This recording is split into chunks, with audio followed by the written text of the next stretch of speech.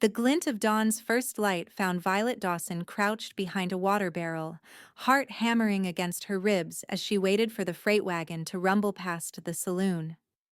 Her escape from Silver Gulch had to happen today, before Mason Holt realized she was gone, before the next customer paid for her time, before what little remained of her soul withered completely.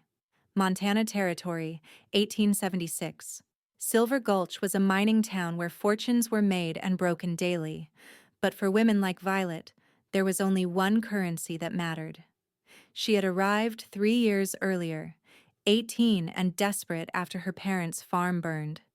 Mason Holt, owner of the Golden Nugget, had offered her work as a barmaid, but within months, his true intentions emerged. The debt he claimed she owed grew larger, the rooms upstairs beckoned, and Violet found herself trapped in a life she'd never imagined.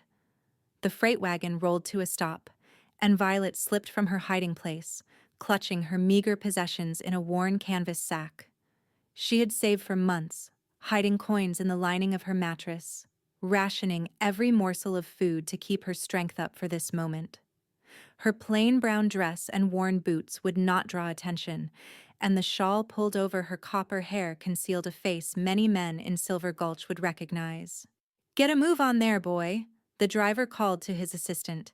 "We need to make Whispering Creek by sundown." Whispering Creek. Violet had heard whispers about the place, a cattle town 2 days' ride to the west, where a woman might find honest work, where Mason Holt's influence didn't reach. Her heart leaped at the name.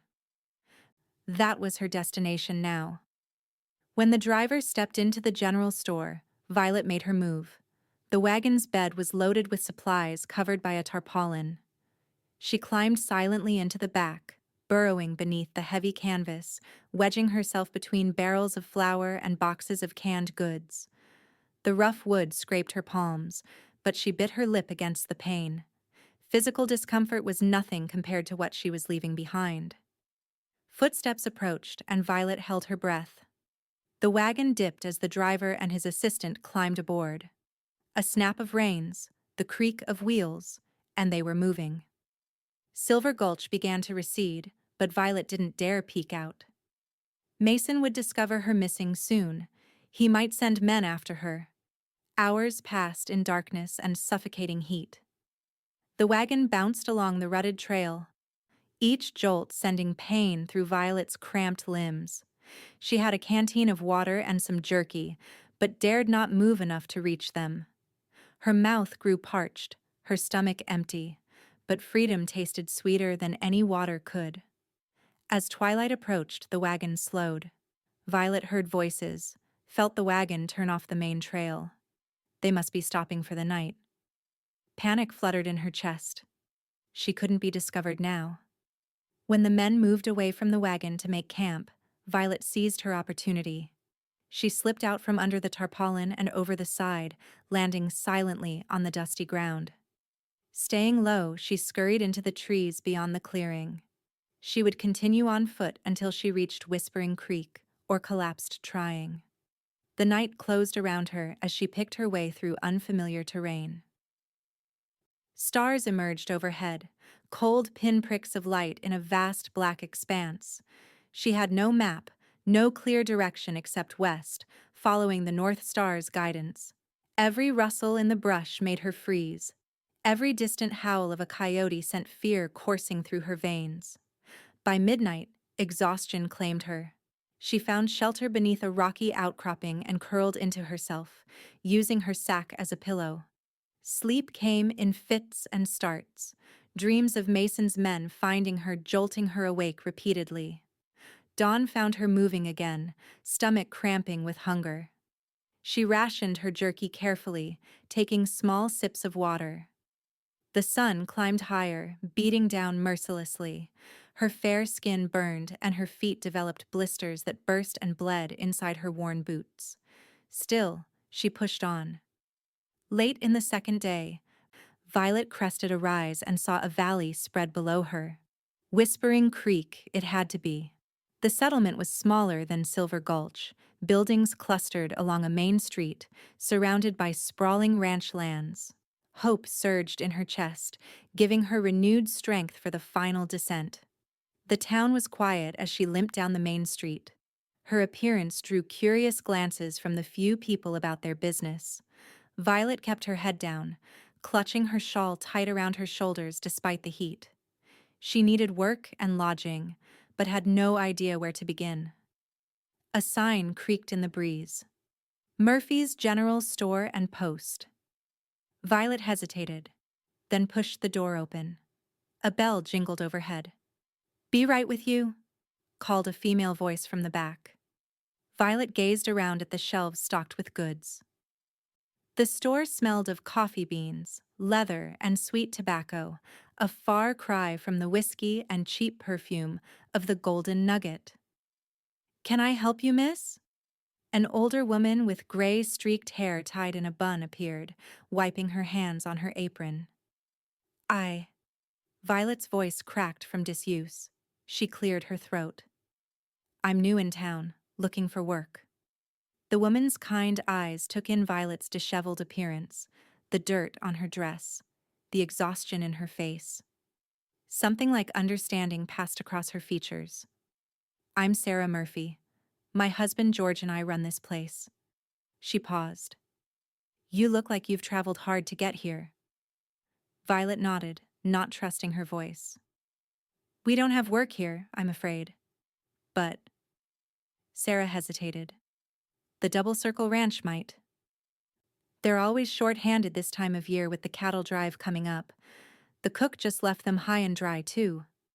"I can cook," Violet said quickly. In truth, she had learned to prepare simple meals as a child on her parents' farm before everything changed. "And clean. I'm not afraid of hard work." Sarah studied her a moment longer. "Double Circle is owned by Yates Madsen. Good man. Fair." She reached for paper and pencil. "I'll write you a note to take out there. It's 3 miles north of town." Violet's legs nearly buckled with relief. "Thank you, madam. I'm Violet. Violet Dawson." "You got somewhere to stay tonight, Violet?" She shook her head. "There's a room above the store. Nothing fancy, but it's clean. You can have it for tonight. Get yourself sorted before heading out to the ranch tomorrow." Tears stung Violet's eyes at the unexpected kindness. "I can pay," she said, reaching for the few coins hidden in her bodice. Sarah waved her off. "Consider it a welcome to Whispering Creek. We look after our own here." That night, lying on a real bed for the first time in days, Violet stared at the ceiling. She had escaped Silver Gulch. But for how long? Mason Holt wasn't a man who let things go easily. He'd come looking eventually.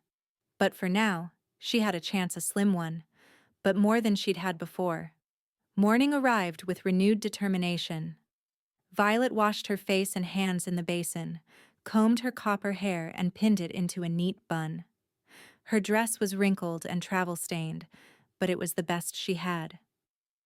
Sarah provided a simple breakfast and directions to Double Circle Ranch. The walk took longer than expected, the summer sun beating down on Violet's already sunburned skin. The road wound through rolling hills dotted with grazing cattle. In the distance, mountains rose blue against the sky-wild, untamed country that stirred something in Violet's heart. Freedom. Space to breathe. Double Circle Ranch announced itself with a wooden archway spanning the road, the brand burned into the crossbeam. Beyond stretched a cluster of buildings, a large 2-story house, a bunkhouse, barn, corrals, and various outbuildings. Men on horseback moved in the distance, tiny figures against the vast landscape. Violet's courage nearly failed her as she approached the main house. What if they turned her away? What if they somehow knew about her past? She squared her shoulders. No turning back now. The door opened before she could knock. A man filled the frame, tall, broad-shouldered, with sun-browned skin and eyes the color of the summer sky. Dark hair curled beneath his hat brim, and several days' worth of stubble shadowed his jaw. He wore dusty range clothes and carried the unmistakable air of authority. Can I help you, miss? His voice was deep, with a slight accent she couldn't place. Violet clutched Sarah's note. I'm looking for Mr. Madsen. I heard he might need help with cooking and such. The man studied her with those keen blue eyes, taking in her travel-worn appearance and the determined set of her jaw. I'm Yates Madsen, he said finally. Who's asking?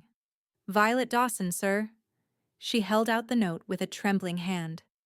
Mrs. Biggs. Murphy from town suggested I come. He took the note, his calloused fingers brushing hers for the briefest moment. As he read, his expression remained unreadable. You got experience cooking for ranch hands, Miss Dawson? It's not fancy work, but it's important. Hungry cowboys are meaner than hungry wolves. I can cook plain food well, Mr. Madsen, and I learn quick. She met his gaze steadily, though her heart thundered in her chest. Something in his eyes softened almost imperceptibly. Where you from? The question she'd dreaded. East of here, she said vaguely. My family's gone. I'm on my own now. He seemed to weigh her words, looking for what remained unspoken. For a terrible moment, Violet thought he would send her away. Kitchen's back there, he said finally, stepping aside. Ranch hands eat at dawn, noon, and dusk. Between meals, there's bread to bake, floors to sweep, washing to do. Pays fair room, board, and $10 a month. Relief nearly buckled Violet's knees. Thank you, Mr. Madsen. You won't regret it. A ghost of a smile touched his lips. We'll see about that. My last cook left because he said the men were too particular. Truth is, his biscuits could break a tooth. He showed her to the kitchen, a large room with a massive cast-iron stove, work tables, and a pantry stocked with basics. Off the kitchen was a small bedroom that would be hers. Get settled. You'll cook supper tonight, 15 hungry men. Nothing fancy, just filling. With that, he left her alone in what would become her domain. Violet stood in the center of the kitchen, scarcely believing her fortune. Not only had she escaped Silver Gulch, but she had employment, lodging, and a chance to rebuild her life. For the first time in 3 years, hope unfurled within her heart like a tender green shoot reaching for sunlight. The afternoon passed in a blur as Violet familiarized herself with the kitchen. She found flour, beans, salt pork, potatoes, coffee, and basic supplies. By late afternoon, she had a hearty stew simmering, cornbread baking, and a simple apple cobbler prepared from dried apples reconstituted in water. As the dinner hour approached, nervousness fluttered in her stomach. These men would be judging her based on this first meal. If she failed, she might lose this precious opportunity. The kitchen door swung open, and Yates Madsen entered, followed by a grizzled older man with a limp and a weathered face. Miss Dawson, this is Caleb Johnson, my foreman. Caleb, our new cook. Miss Dawson. Caleb nodded, sniffing appreciatively. Something smells better than we've had in weeks. Stew and cornbread? Violet said. And apple cobbler for after? Caleb's eyes lit up. The boys'll be pleased. Been living on beans and bacon since Hector left. The bunkhouse bell rang, and soon the kitchen was filled with Cowboy's dusty, hungry men who regarded Violet with surprise and curiosity. She stood her ground as they filed past, serving each a hearty portion. Some mumbled thanks, others simply nodded, but all seemed pleased with the offering. Yates ate at the head of the table, watching her without seeming to. When the meal was done and the cobbler served to appreciative murmurs, he approached her. Well done, Miss Dawson, he said quietly. You've passed your first test. She blushed under his gaze. Thank you. Mr. Madsen? Yates, he corrected. Everyone here uses first names. Then thank you. Yates. His name felt foreign on her tongue. He nodded and turned to leave, then paused. Whatever you're running from, Miss Dawson, you're safe here. Before she could respond, he was gone, leaving her with a strange mixture of fear and comfort. How had he known? Was her past so clearly written on her face? That night, in her small but clean room, Violet pondered his words. Safety was a luxury she'd almost forgotten existed. Yet something in Yates Madsen's steady gaze made her believe it might be possible after all. Days settled into a rhythm at Double Circle Ranch. Violet rose before dawn to start breakfast: hotcakes, eggs, bacon, biscuits, and strong coffee. The men filed in with the first light, eating heartily before heading out to their day's work. She cleaned up, baked bread, prepared lunch, then dinner. Between these duties, she washed linens, swept floors, and slowly learned the workings of the ranch. She learned the men's names and preferences. Old Caleb liked his coffee black as night. Miguel, the Mexican vaquero, appreciated when she added a touch of heat to the beans. Young Billy, barely 18, had a sweet tooth that her pies and cobblers satisfied. And Yates, he ate whatever was put before him with equal appreciation, but she noticed he had a fondness for her apple dumplings. A week passed, then two. Violet's sunburn faded, her hands grew calloused from work, and something like peace settled over her. The men treated her with respect, tipping their hats when they entered her kitchen, watching their language in her presence. None made unwanted advances or looked at her with the hungry eyes she'd grown accustomed to in Silver Gulch. Yates remained something of a mystery. He was always polite, often absent supervising work around the vast ranch. Sometimes in the evenings she would see him on the porch, smoking a cigarette, gazing out at the land with an expression she couldn't read. Once their eyes met across the yard, and he nodded to her, a simple acknowledgement that nonetheless sent warmth spreading through her chest. On Sundays, work slowed. After preparing a cold lunch the men could serve themselves, Violet found herself with rare free hours. On the third Sunday of her employment, she was sitting on the back porch, darning a stocking, when Yates appeared leading two horses. "Ever ride, Miss Dawson?" he asked, stopping at the bottom step. Violet set aside her mending. "Not in years, Sir Yates," she corrected herself. "Might do you good to see something beyond the kitchen." He offered a hand. "Unless you'd rather not." She hesitated only briefly before accepting his hand. His palm was warm and rough against hers as he helped her stand. "I don't have riding clothes," she said, glancing down at her simple dress. "You'll manage. Daisy here is gentle as they come." He indicated the smaller of the two horses, a dappled mare with kind eyes. With his help, Violet mounted, arranging her skirts as modestly as possible. It felt strange to be astride a horse again after so long. Memories of riding across her father's fields as a girl flooded back, memories from before everything changed. Yates swung easily onto his own mount, a tall bay gelding. "We won't go far. Just wanted to show you a spot I thought you might enjoy." They rode at a walk, Yates keeping pace beside her as they left the ranch buildings behind. The landscape opened around them, rolling grasslands dotted with wildflowers, the distant mountains framing the horizon. "It's beautiful," Violet breathed, tension she hadn't realized she was carrying melting away in the vast open spaces. "Best place on earth," Yates agreed, his voice holding genuine affection. "Been here 12 years now. Can't imagine being anywhere else." "How did you come to own such a place?" she asked, curious about this quiet, serious man. A shadow passed over his face. "War ended. Had nowhere to go back east. Drifted west. Worked as a hand on ranches from Texas to Montana. Saved every penny. When old man Hollister wanted to sell this place, I had just enough to make him an offer." He looked around at the land with pride. "Started with 50 head of cattle and this patch of land. Now we run 2,000 head across 30,000 acres." "You built something remarkable," Violet said softly. He glanced at her, something warm in his gaze. "What about you, Violet? What's your story?" She tensed, eyes dropping to her hands on the reins. How much could she tell him? How much did she dare? My parents had a small farm in Missouri. She began carefully. It burned when I was 18.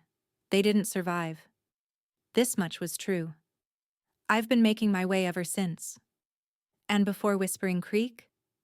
She swallowed hard. I was in Silver Gulch. His expression darkened. Rough town. Mining camp with more saloons than churches. Yes. She couldn't meet his eyes. He didn't press further, seeming to sense her discomfort. Instead, he guided his horse toward a small rise. This is what I wanted to show you. They crested the hill and Violet gasped. Below them stretched a small valley and within it, a crystal-clear pond surrounded by cottonwoods. The water reflected the blue sky like a perfect mirror. It's lovely, she breathed. Thought you might like a place to come when the kitchen walls start closing in. He dismounted, then moved to help her down. His hands spanned her waist, lifting her easily to the ground. For a moment they stood close, too close. Violet caught the scent of him. Leather, tobacco, and something uniquely male. She stepped back, flustered. Thank you for showing me this. They sat beneath a cottonwood, watching dragonflies skim the pond's surface. Yates pulled apples from his saddlebag, offering one to Violet.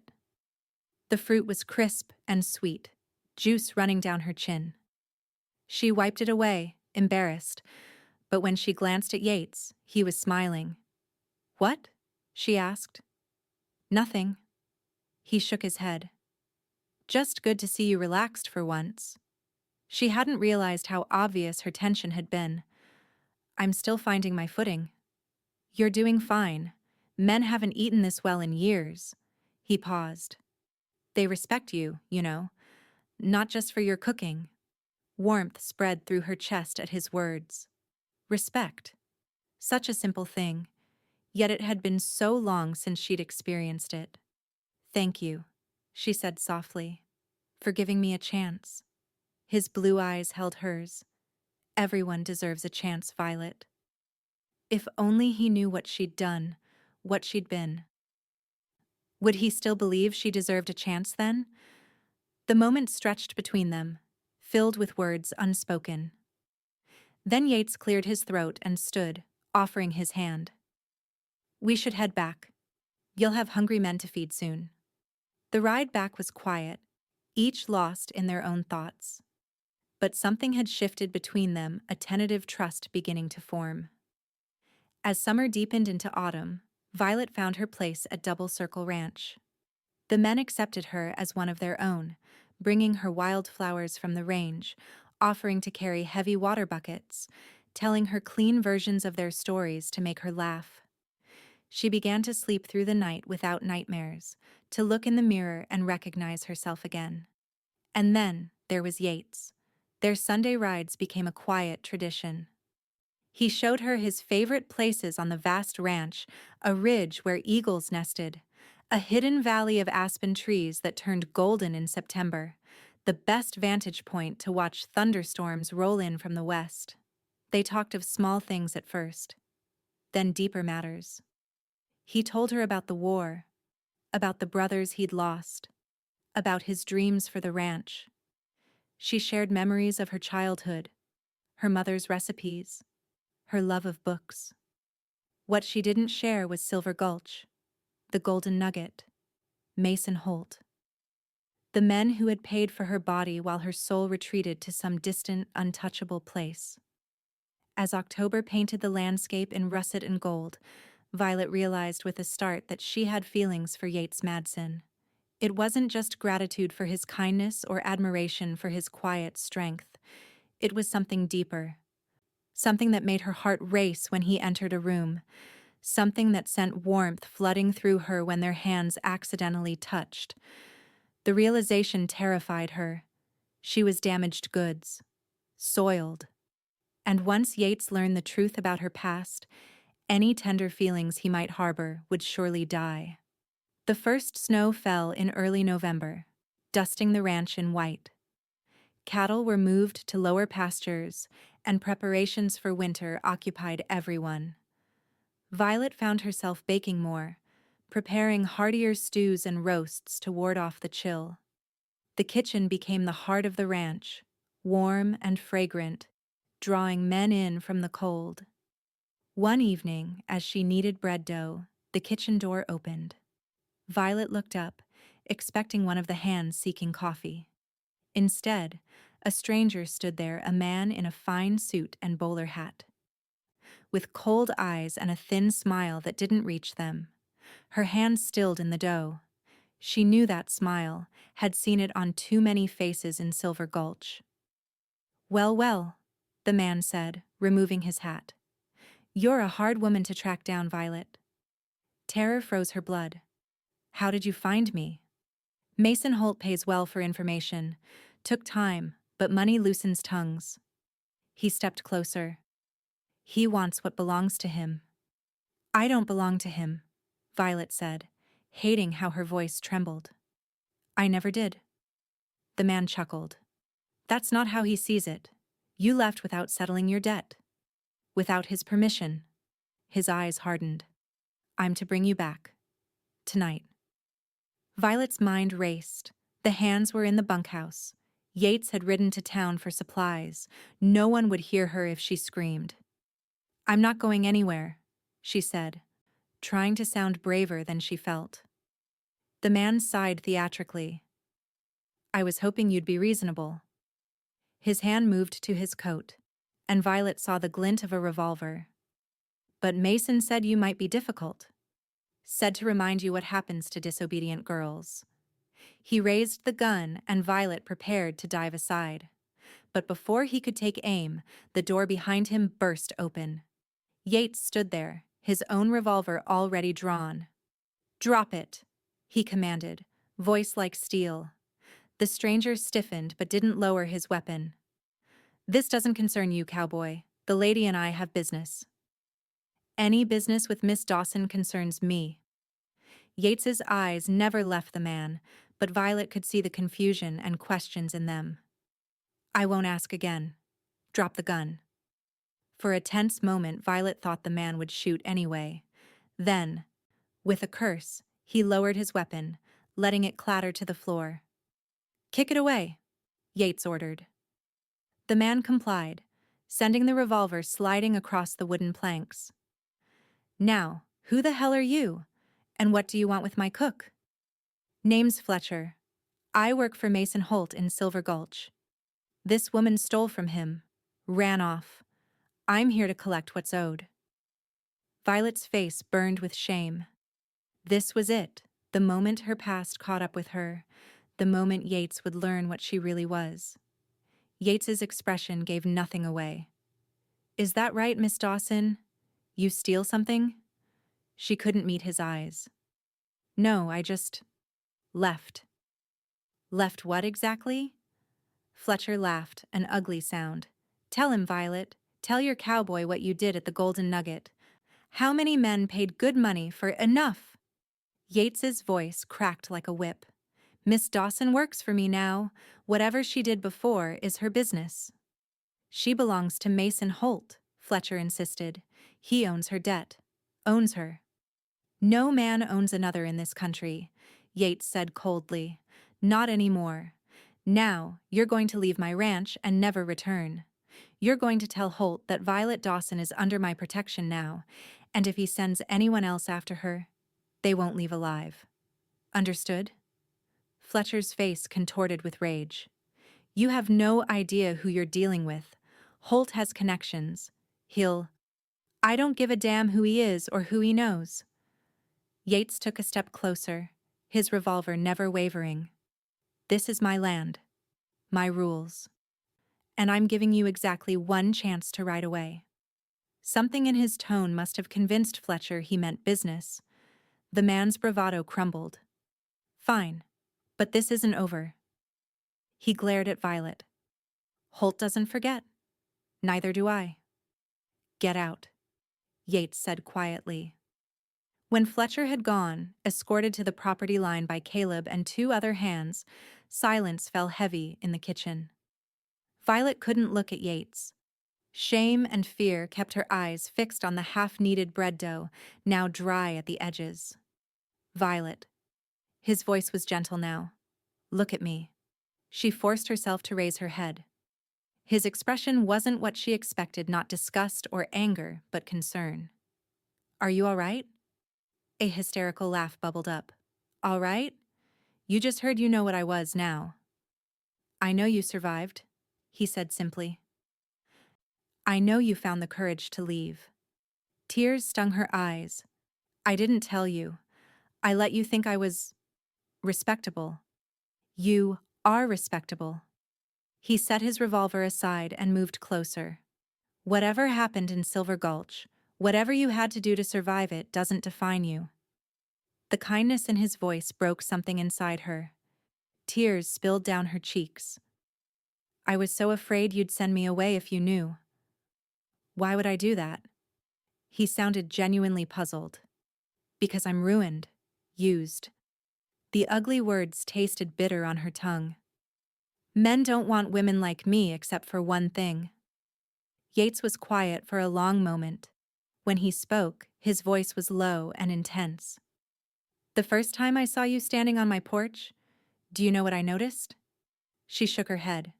Your eyes. The way you looked straight at me, even though you were afraid. The courage that took.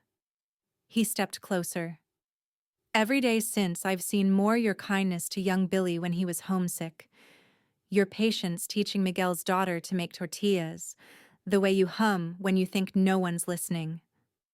He was close enough now that she could see the flecks of darker blue in his eyes. I've never seen you as anything but Violet. Brave, hard-working, kind Violet. How can you say that, knowing what I was? Because I see who you are.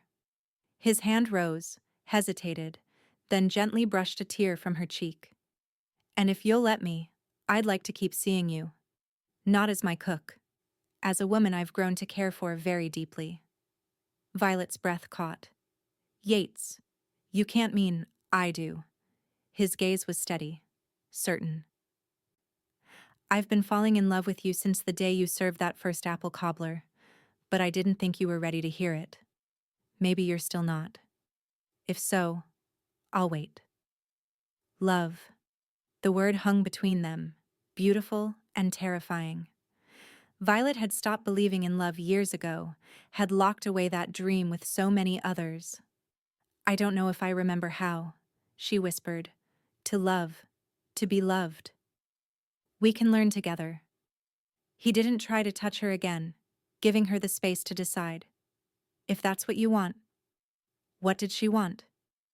The question echoed in her mind. She wanted peace, safety, a place to belong. But more than that, she wanted the feeling that bloomed in her chest when Yates smiled at her, the warmth of his hand helping her onto Daisy's back, the quiet companionship of their Sunday rides. I want to try, she said finally, but slowly. There's so much you don't know about me, about what happened.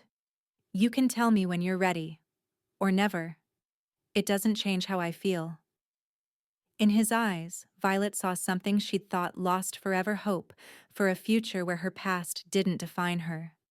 Tentatively, she reached out, her fingers brushing his. Yates smiled, enfolding her hand in his. One day at a time, Violet Dawson, that's all I ask. Winter settled over the ranch, transforming the landscape into a white wonderland. Inside, warmth prevailed, fires burning in hearths, stews simmering on the stove, and between Violet and Yates, a tentative courtship blooming. True to his word, Yates took things slowly.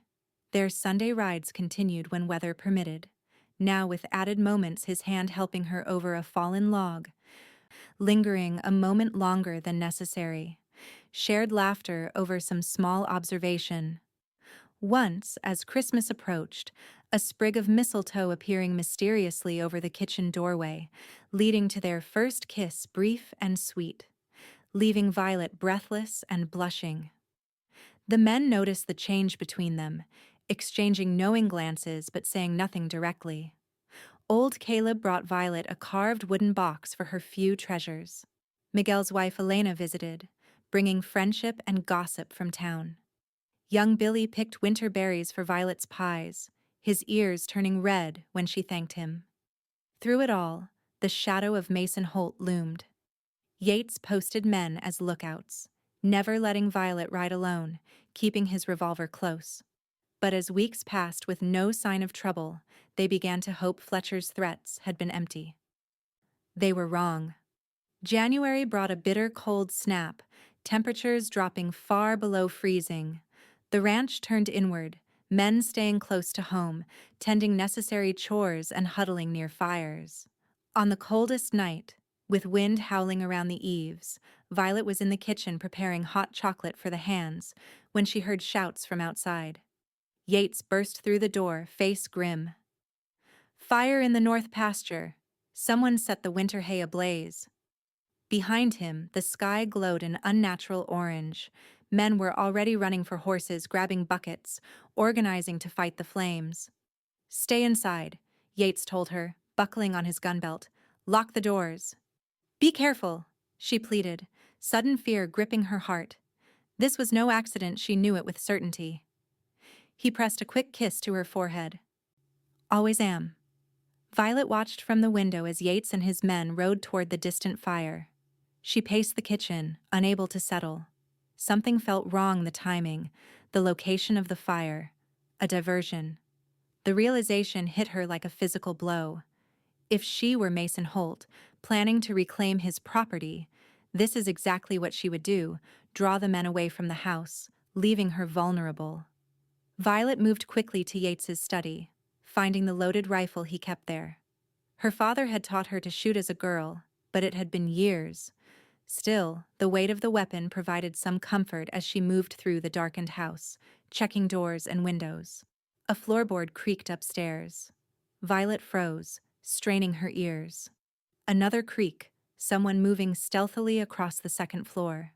Her bedroom was up there, where an intruder would naturally look first. She considered her options.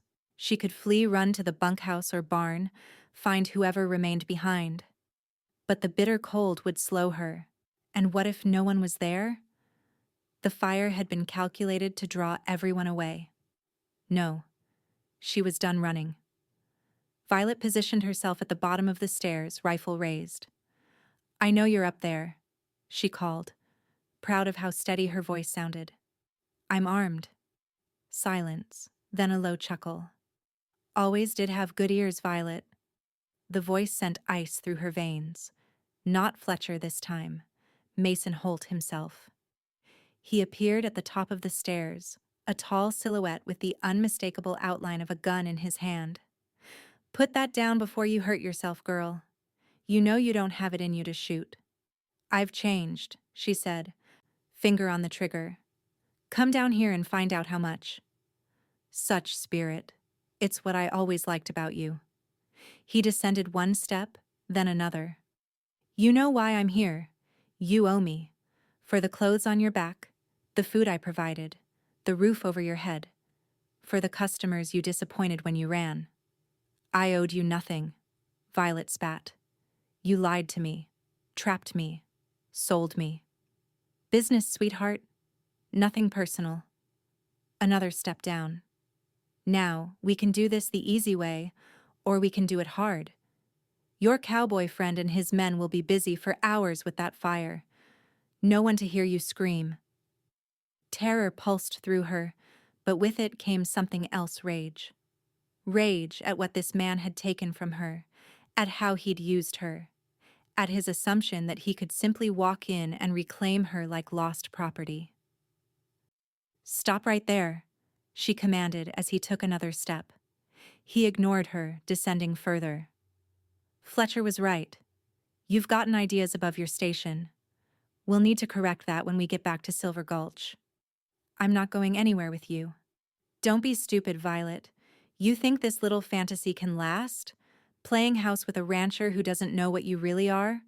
Once the novelty wears off, he'll see you for what you are, damaged goods." His words struck at her deepest fear, but Violet refused to let him see. Yates knows everything about me, and he loves me anyway. Holt laughed. Men don't love whores, Violet. They use them. He was halfway down the stairs now, close enough that she could see his cold eyes gleaming in the dim light. Last warning, she said, raising the rifle to her shoulder. Turn around and leave. Never come back. Or what? You'll shoot me? He smirked. You don't have the... The rifle's report was deafening in the confined space. Violet hadn't aimed to kill. The bullet splintered the wood of the stair railing inches from Holt's hand. He jerked back in shock, losing his footing and tumbling down several steps. Before he could recover, Violet worked the lever, chambering another round. Next one won't miss, she promised. Holt's face contorted with rage. You little... The front door burst open behind Violet. Yates stood there, revolver drawn, face like thunder. Drop it, Holt, now. Mason Holt's eyes darted between them, calculating his odds. Slowly, he set his gun on the step. Should have known the fire was too convenient, Yates said, moving to Violet's side. You all right? She nodded, not trusting her voice. Good. Yates's eyes never left Holt. Caleb and the boys have your friends from the fire. Caught them red-handed. Sheriff's on his way from town. You're making a mistake, Madsen, Holt said smoothly, regaining his composure. This woman is a thief. She stole from me, ran out on her contract. What kind of contract? Yates asked, voice dangerously quiet. She worked in my establishment, the Golden Nugget, agreed to certain terms.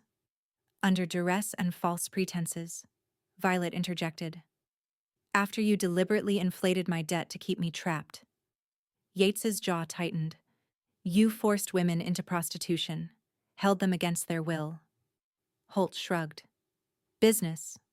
Slavery, Yates corrected. Last I checked, that's illegal in this country. Prove it, Holt challenged. It's her word against mine. And who's going to believe a whore over a respected businessman? Yates moved so quickly Violet barely saw it. One moment he was beside her, the next he had Holt pinned against the wall, forearm across his throat. Call her that again, he growled. And they'll find pieces of you across 3 counties. Fear finally showed in Holt's eyes. He'd miscalculated badly. The sheriff will be interested to hear about your operation, Yates continued. So will the U.S. Marshal. Forcing women into prostitution, holding them against their will, those are federal crimes, Holt. You can't prove anything, Holt wheezed against the pressure on his throat. Don't need to. Just need to get the right people asking questions. How many women in Silver Gulch would talk if they knew they'd be protected? How many men in your town have guilty consciences about what goes on at the Golden Nugget? Doubt crept into Holt's expression. Here's what's going to happen, Yates said, easing his arm slightly so Holt could breathe. You're going to jail tonight for trespassing and arson. When you get out, you're going to forget Violet Dawson exists. You're going to leave Whispering Creek and never return. Because if you do... He leaned closer, voice dropping to a whisper Violet could barely hear. I will end you, and they'll never find the body. Understand? The fight seemed to drain out of Mason Holt. He nodded once. Yates released him, stepping back, but keeping his revolver trained on the man. Outside, horses approached the sheriff and his deputies arriving from town. As Holt was led away in handcuffs, Violet finally allowed herself to tremble, the rifle suddenly heavy in her hands. Yates gently took it from her, setting it aside before pulling her into his arms. I heard the shot, he said into her hair. Thought I'd lost you. I missed on purpose, she admitted, but I wouldn't have a second time. He drew back, studying her face with something like wonder. You're the strongest woman I've ever known, Violet Dawson. I don't feel strong, she whispered. That's because you don't see yourself clearly yet. He brushed a strand of hair from her face. But I do. I see all of you. And I love what I see. In the aftermath, as statements were given and Holt was taken to the town jail, Violet felt something shift inside her, a weight lifting. For years, she had lived in fear, shame coloring every thought, every interaction. But standing in the kitchen later that night, watching Yates thank his men for their quick response to the fire, she realized something profound. Her past no longer defined her. She had faced her demon and won. Not alone, she had Yates. Had this makeshift family of ranch hands who had come to her defense without question. But the courage had been hers, the decision to stand and fight rather than run that had been hers alone. Later, when the house was quiet and they sat alone by the fire, Violet told Yates everything: how she'd arrived in Silver Gulch desperate and alone, how Mason Holt had seemed kind at first, offering work and lodging, how the debts had accumulated mysteriously, how she'd been told she could work them off upstairs. The first time had been the worst. After that, she'd learned to retreat into herself, to be physically present while her mind drifted elsewhere. Yates listened without interruption, his face grave but his eyes never judging. When she finished, he took her hands in his. "Thank you for trusting me with your story," he said simply. "I wanted no secrets between us," she replied. "If we're to have a future together." His eyes brightened. "Is that what you want, Violet? A future with me?" "More than anything." The words came easily now, her heart open at last. "I love you, Yates. Not just for saving me, but for seeing me the real me when I couldn't see myself." "I've loved you since that first Sunday ride," he admitted. "When you laughed at some silly joke I made, and I realized I wanted to hear that sound every day for the rest of my life." He reached into his pocket, withdrawing a small wooden box. "I've been carrying this for weeks, waiting for the right moment." Inside nestled a ring, a simple gold band with a small pearl. Nothing ostentatious but perfect in its simplicity. "It was my mother's," he explained. "I'd be honored if you'd wear it, if you'd become my wife." Tears blurred Violet's vision. "Yes," she whispered. "Yes, I'll marry you." The ring slipped onto her finger as if it had always belonged there. Yates drew her into his arms, his kiss a promise of all that lay ahead. Spring came to Double Circle Ranch, melting snow and bringing new life. Green shoots pushed through softening earth. Calves were born on warming pastures, and in the ranch house, preparations were made for a wedding. Word came from Silver Gulch that Mason Holt had sold the Golden Nugget and left town, rumors suggesting he'd headed to California. The Golden Nugget itself had been purchased by a widow from Denver who transformed it into a respectable hotel. Some of the women who had worked there found employment in their new roles as chambermaids and cooks. Others moved on, seeking fresh starts elsewhere, the shadow of their past fading with distance. Violet's wedding dress was simple cream-colored cotton with lace at the collar and cuffs, sewn by Elena and Sarah Murphy. The ceremony took place under the cottonwood trees by the pond Yates had shown her that first Sunday ride, now a special place for them both. The entire ranch attended, along with townspeople from Whispering Creek who had come to know and respect the couple. Caleb stood as Yates's best man, his weathered face beaming with pride. Sarah Murphy dabbed at tears as she watched the couple exchange vows. "I promise to see you, all of you, and love you completely," Yates said, his voice steady and sure as he slipped the gold band onto Violet's finger to join her engagement ring. "I promise to trust in our love, to believe in new beginnings, and to face whatever comes at your side," Violet replied, her heart too full for more elaborate words. The minister pronounced them husband and wife, and Yates kissed his bride beneath the cottonwood's spreading branches, surrounded by wildflowers and the people who had become family. The celebration lasted well into the evening, with food and dancing, laughter and tears. As twilight painted the sky in shades of purple and gold, Yates led Violet away from the festivities, toward the house that was now truly their home. "Happy, Mrs. Madsen?" he asked, his arm around her waist. More than I ever dreamed possible, she answered honestly, leaning into his strength. That night, in the master bedroom now theirs to share, Violet discovered that physical love could be beautiful, healing, a revelation of trust and tenderness that washed away the stain of the past.